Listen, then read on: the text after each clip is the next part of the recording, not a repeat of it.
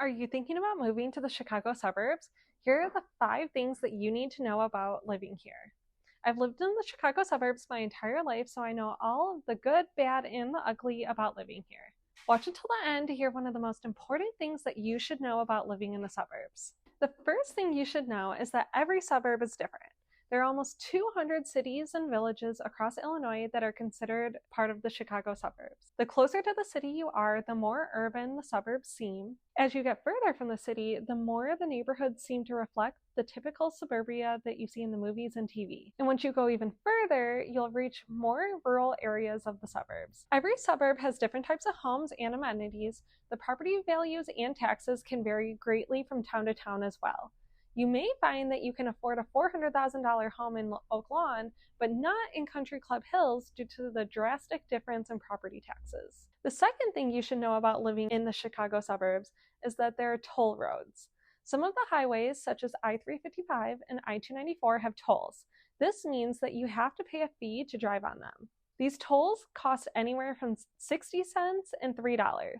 You usually have to pay to get on the toll road. There may be tolls along the highway, and then sometimes you also have to pay to get off of the toll road. You can purchase an iPass, which is a sticker that goes on your window that gets scanned and will automatically pay your tolls. You can connect it to an account with your payment information, so you can add money to your account or set it up for automatic payments. If you have an iPass, the cost of your tolls is cut in half, so you'll only pay 30 cents to $1.50 per toll. If you do not have an iPass, you must go online to pay your tolls. In most situations, you can take alternative routes to avoid the tolls, but sometimes this can add a lot of time to your trip. The next thing that you should know is about the weather. In Illinois, we joke that we have 12 seasons.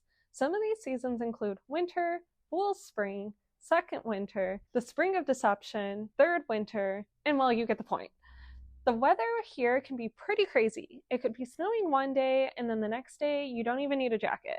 A prime example is last year we had a few 80-degree days in October, but a couple years ago it snowed on Halloween. You never really know what to expect. On Memorial Day weekend, sometimes it is blistering hot, sometimes it is cool and rainy, and sometimes it's the perfect combination of sunny and warm. You really don't know what it'll be like until a couple days before. Being a weatherman is the only job where you can consistently be wrong and not lose your job, and we see this often in the suburbs. The fourth thing you should know is that we have a pretty competitive real estate market in the Chicago suburbs.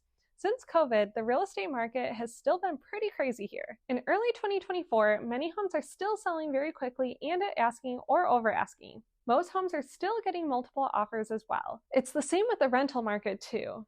There are not many rentals available, so landlords have high requirements and often receive 10 or more applications for a property. In the suburbs, most rentals do not allow pets either.